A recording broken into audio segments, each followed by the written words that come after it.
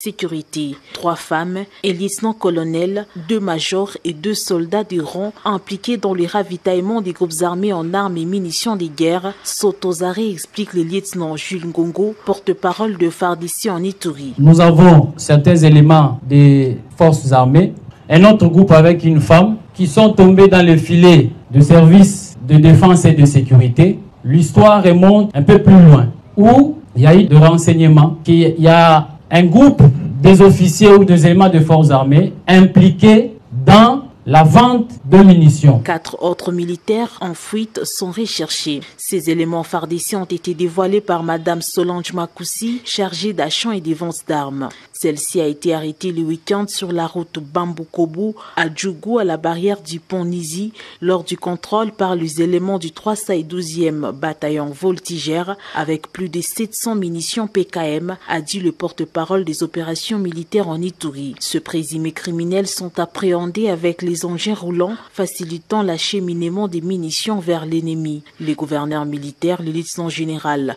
Luboya Kashamadjoni, a interpellé tout et chacun à cesser d'encourager le mal. Donc mettons-nous ensemble, combattons ce mal-là. On lui a même dit comment est-ce qu'il faut transporter les munitions. Et c'est comme ça qu'elle avait les munitions sur sa tête, jusqu'à ce que les militaires ont insisté. Elle s'est battue avec les militaires.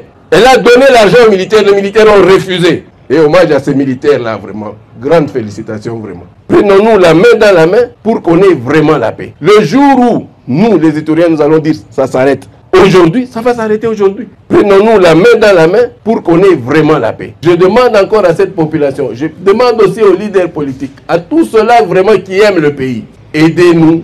Pour qu'on termine, on en termine une fois pour toutes. Cette énième arrestation à cette période de l'état de siège vient répondre à la volonté manifeste du chef de l'État, Félix Antoine Tshisekedi Tshilombo, celle de mettre fin aux magouilles et pratiques d'antivaleurs qui minent les forces de défense et de sécurité. Ces militaires indisciplinés et leurs collaborateurs civils sont mis à la disposition de l'auditorat militaire où ils vont répondre de leurs actes.